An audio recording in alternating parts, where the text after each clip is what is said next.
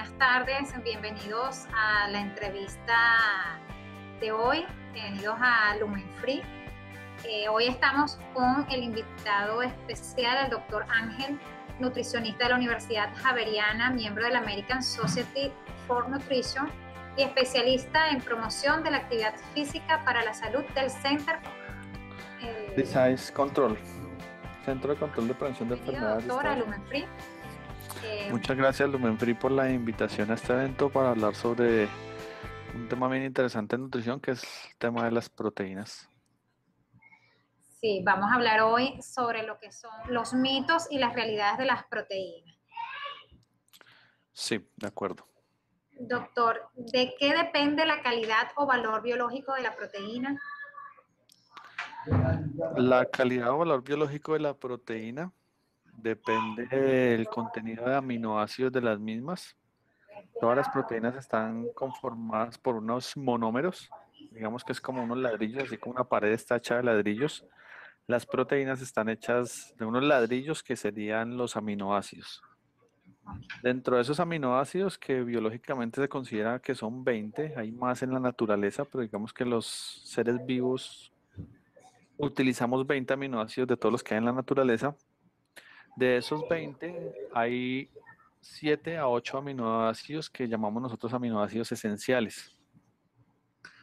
Eso significa, el hecho de que sean aminoácidos esenciales, significa que no somos capaces de sintetizarlos.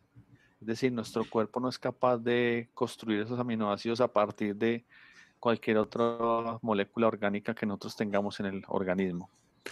Por lo tanto, debemos ingerirlos en nuestra alimentación.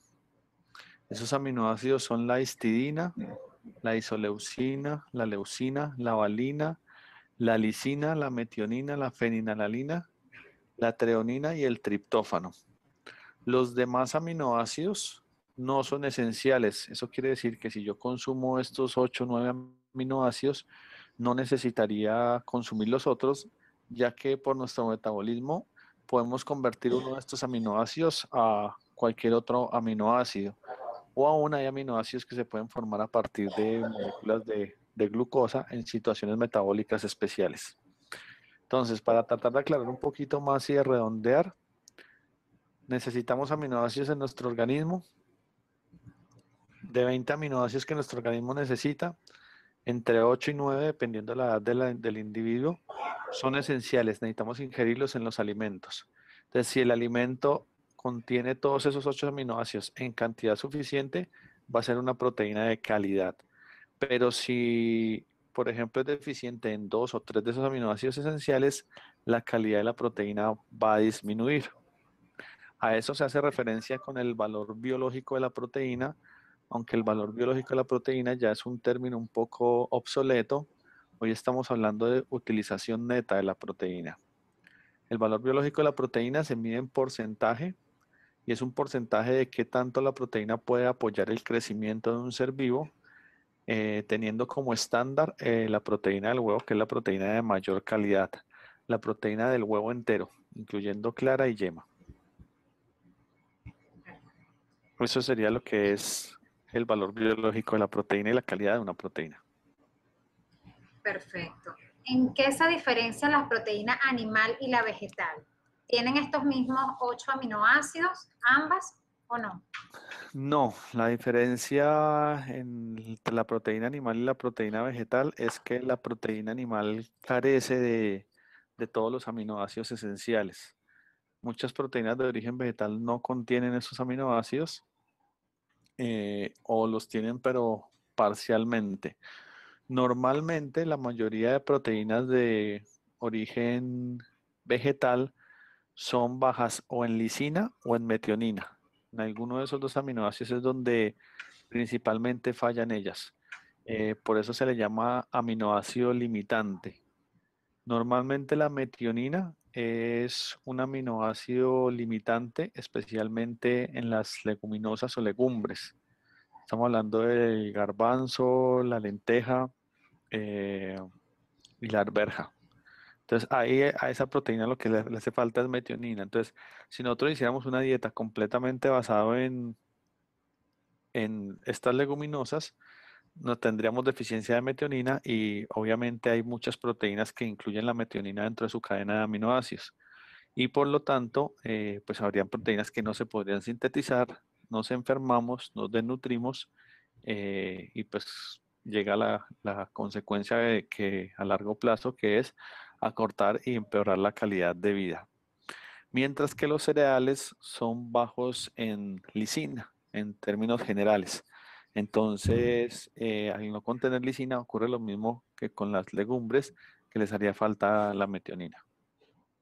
Otros aminoácidos otro aminoácido que también se considera limitante es el triptófano, pero ya es específico de qué tipo de alimentos estemos hablando. Normalmente, por ejemplo, el frijol es bajo en triptófano. Ok. Además del frijol, ¿qué otro alimento es rico en proteína entre lo que son las proteínas vegetales y las proteínas animales? Pues digamos que entre las proteínas vegetales, la de mejor calidad se considera que es la proteína de soya. Es la que tiene un perfil de aminoácidos más completo, conteniendo casi en proporciones adecuadas todos los aminoácidos esenciales. Entonces, dentro de las proteínas vegetales se considera que la soya es la proteína más completa. Sin embargo, no es una proteína tan completa para no requerir ser complementada. Normalmente hay una regla de oro para las personas que no ingieren alimentos de origen animal, que es mezclar los cereales con las leguminosas. Así yo complemento los aminoácidos limitantes. La lisina, entonces las leguminosas me pueden aportar la lisina y la metionina me la aportan los cereales. Entonces digamos que es una combinación para lograr mejorar el valor biológico de la proteína o la utilización neta de la proteína. Entonces, sí tenemos que llevarnos claro que dentro de las proteínas vegetales que tienen sus limitaciones, con valores biológicos que están por debajo del 80%, la proteína, digamos que estándar en vegetales sería la soya. Dentro de las proteínas de origen animal, todas, absolutamente todas, contienen todos los aminoácidos esenciales. No les hace falta ningún aminoácido, pero pues obviamente está el tema de la cantidad que yo consuma, porque la mejor proteína que hay, aún mejor que la proteína de la leche o que las proteínas suplementadas, es la proteína del huevo. Eh, Aún así, pues yo tengo que consumir la cantidad suficiente de esa proteína para lograr mantener mi metabolismo proteico activo. Pero no es porque le haga falta algún aminoácido, sino ya es un tema de la cantidad que yo voy a consumir. Pero la proteína de la carne, la proteína del pollo, del pescado, todas son proteínas que oscilan en un 92% de valor biológico. Sin embargo, las proteínas de origen animal pues tienen la limitante que es que están acompañadas de grasa. Entonces, eso es lo que muchas veces limita consumir grandes cantidades de esta proteína. La recomendación ideal de todas las guías de nutrición es combinar proteínas de origen animal con proteínas de origen vegetal, a menos de que yo tenga pues alguna orientación vegana o algo así. Pero ya es un principio pues digamos más que una opción que yo tomo de vida de cómo quiero alimentarme. Perfecto, doctor. Tenemos ya bastante claro pues que tenemos que hacer esa combinación de las proteínas vegetales con lo que son los cereales o también combinarlas con las proteínas de origen animal. Muy bien. Ahora bien, si yo llevo una dieta vegana, una dieta vegetariana, y yo consumo mi cantidad de proteínas vegetal, por decirle en la mañana, y continúo consumiendo estas proteínas a lo largo del día, logro conseguir o esa cantidad de proteínas que necesita mi cuerpo, ese valor biológico del que estamos hablando, si la consumo a lo largo del día, o tiene que ser a juro con esas dos combinaciones. Tiene que ser, como tú lo dices, a juro, combinando cereales con leguminosas. Si solamente llego a consumir cereales, pues voy a tener deficiencias y mi cuerpo se va a resentir. Digamos que yo decido ser vegano, no consumo lácteos, no consumo huevo y no consumo carnes. Por lo tanto, mi obligación está y la atención que debo poner es en combinar la cantidad suficiente de cereales y leguminosas. De lo contrario, va a tener deficiencias de proteína. Sin embargo, la mayoría de los vegetarianos conoce bastante del tema, lo hacen muy bien y raramente, o a menos de que sea un deportista, la deficiencia de proteínas es considerable y genera alguna sintomatología o algunos signos de deficiencia de proteína. Digamos que la mayoría de los problemas de los vegetarianos está más por deficiencias de algunas vitaminas, especialmente de algunas vitaminas y minerales, especialmente en el lado de los minerales, deficiencia de hierro, y en el lado de las vitaminas, deficiencia de vitamina A, ya que la vitamina A y el hierro también nuestro cuerpo lo asimila mejor cuando son de fuentes de origen animal. Perfecto. Ahora, ¿qué beneficios o qué función cumple la proteína en nuestro cuerpo? Nosotros la ingerimos y ¿qué le hace a nuestro cuerpo la proteína? Pues básicamente la proteína nuestro cuerpo la debe utilizar solamente para restaurar los tejidos. Todas nuestras células están hechas de o contienen cierta porción de proteína, algunas más que otras. Por ejemplo, el músculo o los miocitos son células muy ricas en proteína, pero pues durante la función diaria mi cuerpo está destruyendo esas proteínas. El ejemplo típico es cuando yo voy a hacer ejercicio. Salgo, hago ejercicio y el contenido proteico de mi músculo disminuye. Hay parte de la proteína que se destruye por el uso que le doy durante el ejercicio a los músculos. Y entonces la función de la proteína que yo consumo es reconstruir ese tejido. Y idealmente, si estoy entrenando y estoy haciendo un buen entrenamiento, pues no solamente reconstruirlo, sino hacerlo más fuerte, hacerlo más resistente. Para eso es para lo que uno entrena. Independientemente de que yo haga ejercicio o no, pues nuestro cuerpo tiene un desgaste diario. La piel, por ejemplo, el cabello crece todo el tiempo. La piel es un órgano que se está regenerando. Bueno, todos nuestros órganos absolutamente se están regenerando, a excepción de las neuronas. Entonces, esa destrucción de las células y construcción de células nuevas es donde se necesita la proteína netamente desde el punto de vista estructural, o sea, para formar el tejido como tal. Esa es la función principal de las proteínas. Pero también muchos aminoácidos y muchas proteínas son materia prima para la síntesis de enzimas, que son compuestos bioquímicamente proteicos y que pues, los requerimos para nuestro correcto funcionamiento. Entonces también se dice que las proteínas tienen una función reguladora, especialmente cuando hablamos de la función que cumplen formando enzimas y la función que cumplen formando hormonas. Por ejemplo, la insulina es una proteína, es un tripéptido, o sea, son 3 aminoácidos unidos. Y absolutamente todas las hormonas de nuestro cuerpo son proteínas. Entonces también las necesitamos como esos aminoácidos que contiene la proteína como la materia prima para formar estas sustancias que utilizamos en nuestro día a día. Nunca las proteínas deben cumplir una función de energía. Es cierto que la proteína da calorías y es cierto que se considera ese aporte calórico dentro de la ingesta diaria de una persona, pero la función de ellas, una vez las consumimos, no es aportar energía. Es netamente un tema estructural.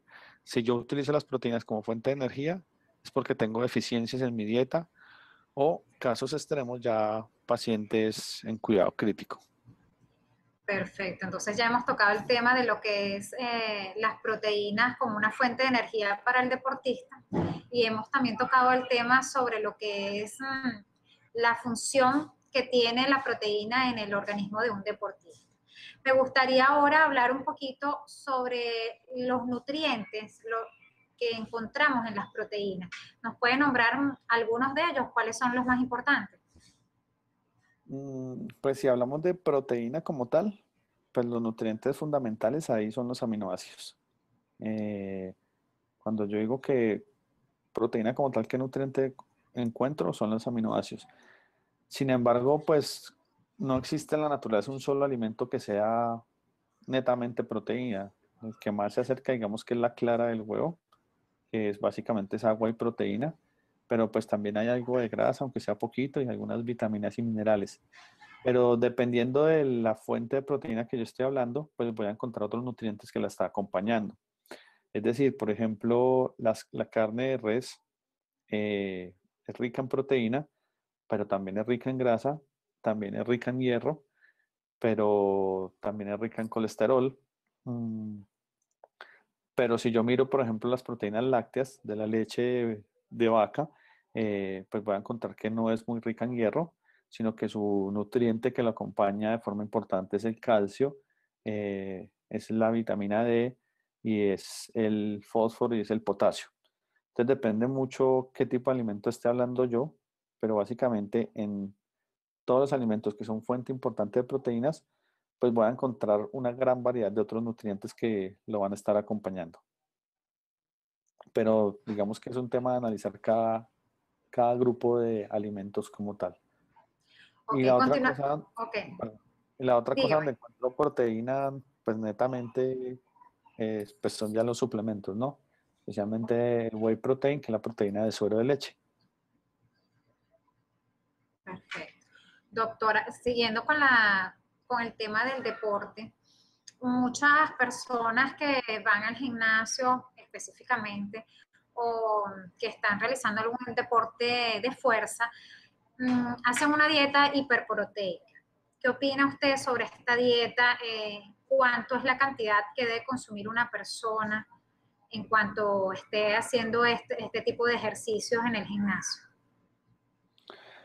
Pues ese es un tema, perdón, ese es un tema que tiene muchísimas consideraciones.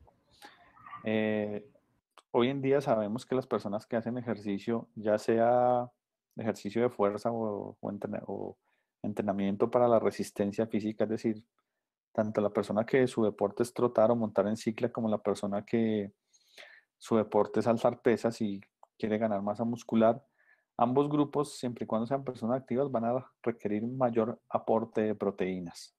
Se conocen muy bien las recomendaciones de proteínas. Hoy en día hablamos de más o menos un 0,6 gramos por kilogramo de peso corporal en personas sedentarias y en personas físicamente activas sube a 1 gramo por kilogramo de peso corporal, puede llegar a 1,4, 1,6 gramos por kilogramo de peso corporal en quienes entrenan resistencia y en quienes entrenan fuerza, más o menos a 1,8 gramos de proteína por kilogramo de peso corporal.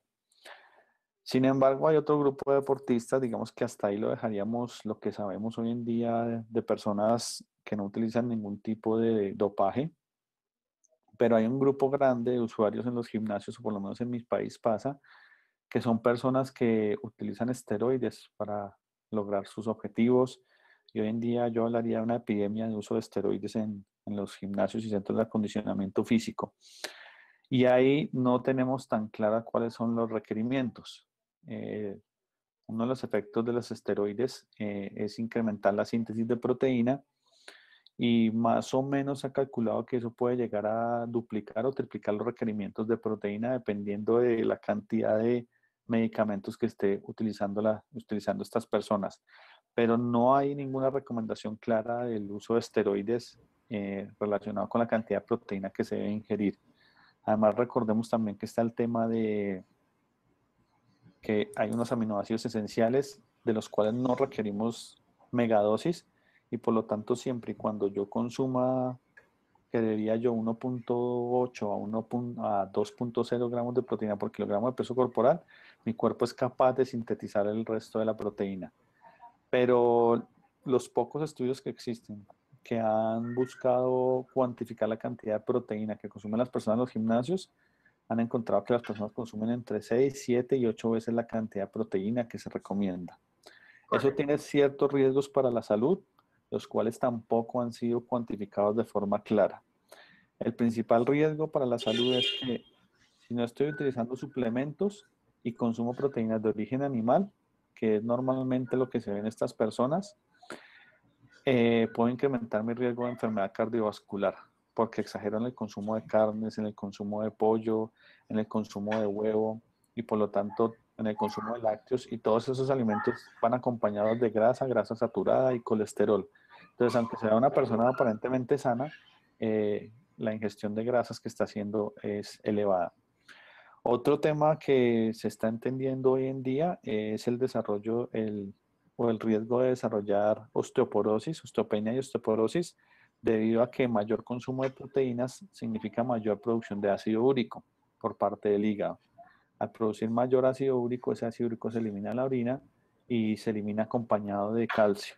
Entonces parece que estas personas no asimilan todo el calcio de su alimentación, aunque uno podría pensar que hay un efecto de protección por el mismo ejercicio que hacen como tal y el efecto que el ejercicio tiene en mantener la masa ósea. Sin embargo, es algo con lo cual no contamos con estudios y no sabemos qué puede llegar a estar pasando ahí. Otros riesgos que hay ya en personas que utilizan también sustancias dopantes es el riesgo de una reacción, digamos que se pierde el control del metabolismo de las proteínas y se genera una situación que aunque es bastante rara, pone en riesgo la vida de la persona que se llama la randomiólisis, que básicamente es que el cuerpo ingiere tantas proteínas y hay tanta necesidad por el estímulo de estas sustancias, pues de estos suplementos y las sustancias que las personas están inyectando, que básicamente el cuerpo llega un momento en el que dice ya no entiendo qué es lo que me están pidiendo y se genera esta randomiólisis donde es que hay una respuesta sistémica y todas las proteínas que constituyen el músculo comienzan a degradarse en un desorden metabólico como tal. Esos son riesgos que más o menos hemos entendido, no se han cuantificado, no se han valorado, pero ya existe un riesgo que sí está un poco más cuantificado y que yo hoy en día lo considero el más importante, y es que sabemos que el uso de suplementos, muchos de los suplementos están contaminados con esteroides y a largo plazo eso se desarrolla con ciertos tipos de cáncer, especialmente cáncer testicular. Digamos que los asiáticos han sido pioneros en esto. Uno no entiende cómo algo que se está haciendo con tanta frecuencia en los gimnasios no se ha invertido más tiempo y recursos en investigarlo, pero pues es nuestra realidad. ¿No? Entonces, no estoy diciendo que no se utilicen suplementos, pero sí se tiene que generar conciencia del tipo de suplemento que estoy utilizando y valorar que muchas veces, si no se hace una consulta nutricional previa, puedo estar ingiriendo más suplemento del necesario, con lo cual lo único que hago es recargar mi organismo y desperdiciar dinero, porque la proteína no es económica. Y si la proteína que yo no utilizo o que consumo en exceso, se me convierte en grasa. ¿Qué consideraciones debo tener a la hora de escoger un suplemento para que no pase esto o no consumirlo en exceso? Yo tengo ahí 3 reglas básicas. La primera de ellas es, si su objetivo es controlar el peso, busque una proteína a base de soya. No tiene que ser el whey protein o la proteína de suero de leche. Las proteínas de soya han demostrado ser un poquito más efectivas en el tema de control de peso. Sin embargo, esos suplementos no son tan fáciles de conseguir como los de whey protein. Segunda regla, si mi objetivo, digamos, es hacer ejercicio, mantener una buena masa muscular, pero no quiero ser fisiculturista, escoja los suplementos cuya publicidad utilizan menos fisiculturistas. Es decir, cuya publicidad no va tan enfocada a la fuerza, a los músculos enormes, no está el fisiculturista en la etiqueta de la publicidad o en la etiqueta del producto, porque tienden a ser los productos que menos contaminación tienen de esteroides. Mientras que productos cuya publicidad yo me doy cuenta que es muy enfocada hacia el hombre o la mujer musculosa, que vas a tener más fuerza, que vas a hacer el brazo de 48 centímetros, etcétera, y que van muy hacia el fisiculturismo, normalmente son suplementos que tienden a estar más contaminados.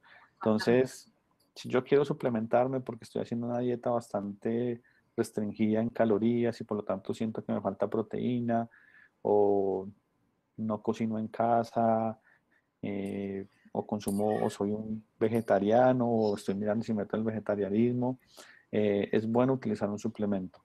Pero básicamente utilicemos suplementos cuya publicidad sea un poco más hacia la parte de salud y no tanto hacia la parte del fisiculturismo.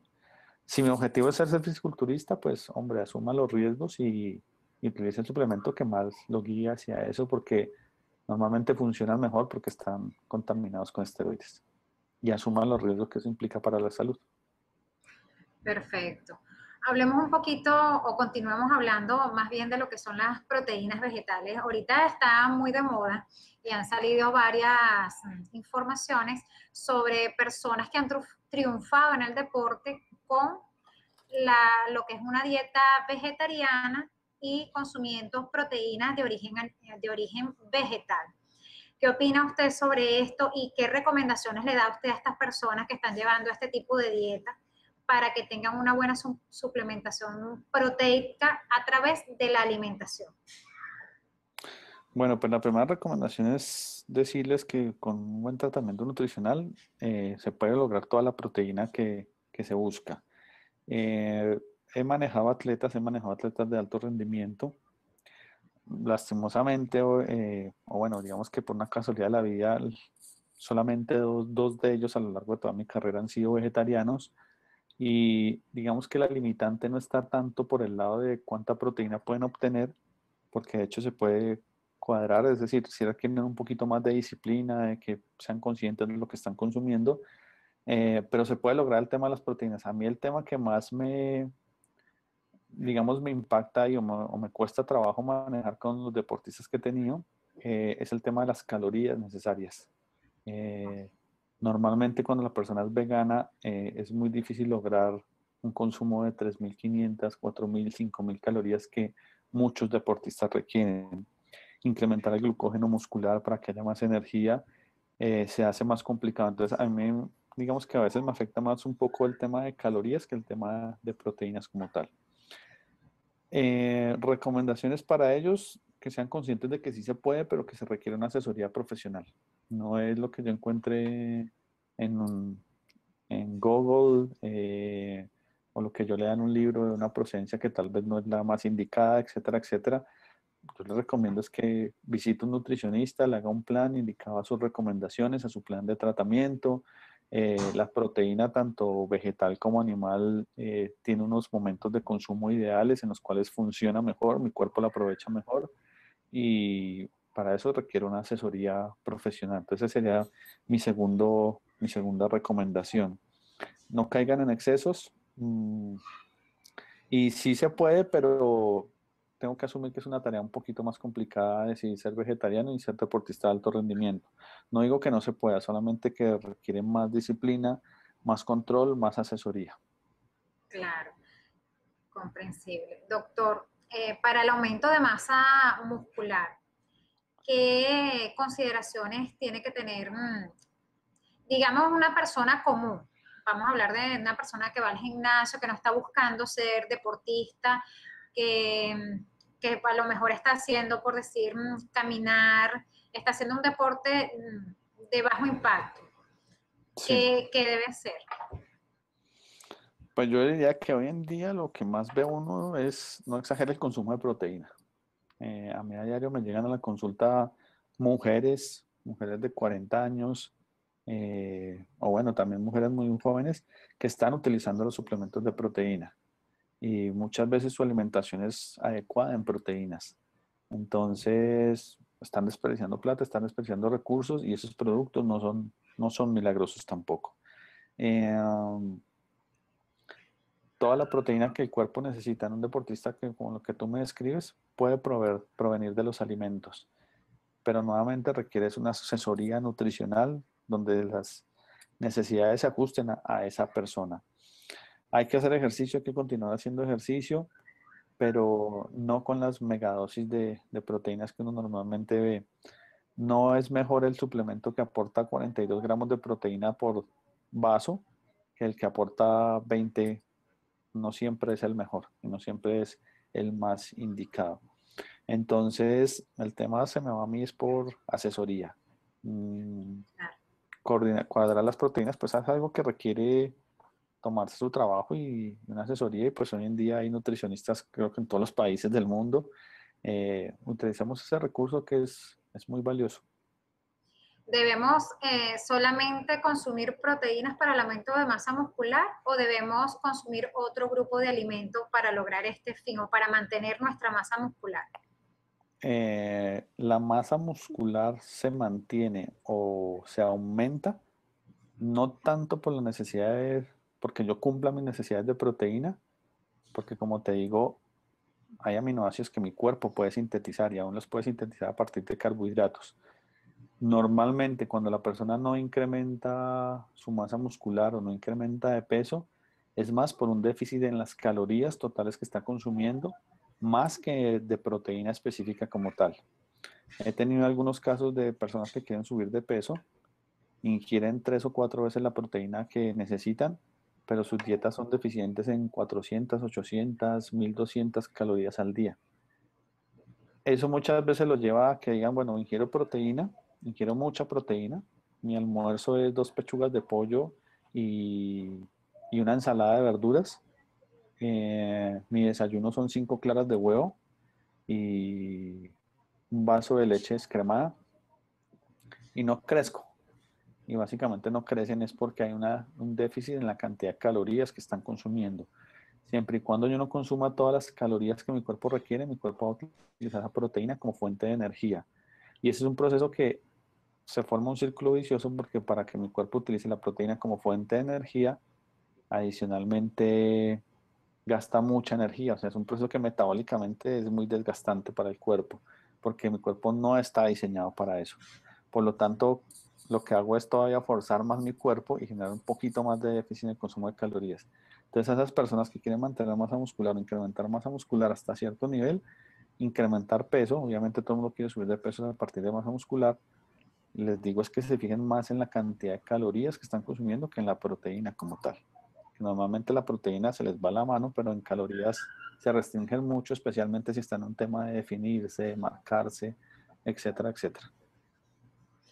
Y el entrenamiento, ¿no? Continuando. Por supuesto, eso es lo más importante, el entrenamiento. Cualquier actividad física que deba realizar la persona, pues va a ser beneficiosa, ¿no? Sí. Doctor, antes de la actividad deportiva, de la actividad física, de ir al gimnasio, ¿qué debo consumir?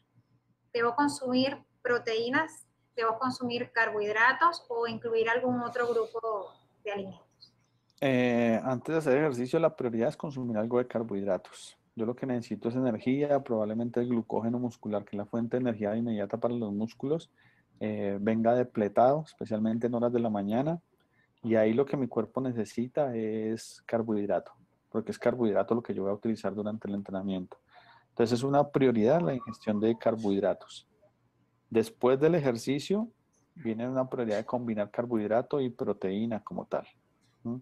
Pero Es antes del para lo que usted estaba explicando anteriormente, en donde consumiendo el carbohidrato y la proteína vamos entonces a aumentar o mantener lo que es la masa muscular. cierto. Ujú. Y cumplir los requerimientos de calorías. Perfecto. Si estamos entrenando varias veces a las semanas en ayunas, ¿tiene algún beneficio para nuestro organismo? Eh, Ninguno, todo va en contra. Y puede ir desde que se genera un envejecimiento prematuro, de que es más estresante para mi organismo, de que hasta me puede afectar mi estado de humor durante el mismo día. El ejercicio es una situación estresante para el organismo. El ejercicio incrementa los niveles de cortisol, disminuye las defensas. Es una respuesta fisiológica al ejercicio. Nos pasa siempre, pero si yo no he comido, si estoy haciendo ejercicio en ayunas, esa respuesta es más marcada. Es decir, el estrés, los niveles de cortisol que se producen son más altos, la depresión en el sistema inmunológico es más marcada. eh, por lo tanto, no deberíamos llevar a nuestro organismo en esas situaciones.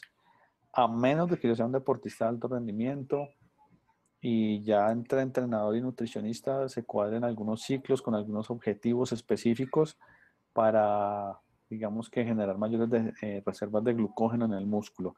Pero es un tema que se debe dejar solamente a los deportistas de alto rendimiento, al deportista competitivo.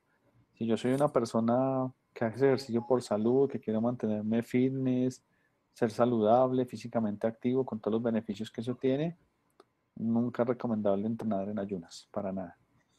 Además de que pueden venir consecuencias agudas, ¿no? Como es ¿Como cuáles? dolor de cabeza, mayor dolor muscular, desmayo y mareos, visión borrosa, que son síntomas que se pueden presentar durante la misma práctica de la actividad física o se pueden presentar 2 o 3 horas después de haber hecho el ejercicio. Correcto, es así. Bueno, doctor, muchas gracias Estamos llegando ya al final de la entrevista. Me gustaría pedirle si tiene algunas consideraciones que acotar para las personas que están viendo la entrevista.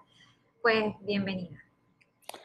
No, pues básicamente la recomendación fundamental es, contamos con un recurso que yo lo considero cada vez es más universal, que es los nutricionistas que hay en todas partes. Consultémoslos, visitémoslos. eh, Prácticamente se ha medido ya que es más económico. Normalmente me van a quitar cosas donde yo estoy invirtiendo más mi dinero en suplementos, en elegir algunos alimentos que considero mágicos, etcétera. Además me va a ayudar con otros aspectos de la nutrición, como es un mayor incremento de frutas, verduras, mayor consumo de fibra, que también son cosas muy importantes, no solamente cuánta proteína estoy consumiendo.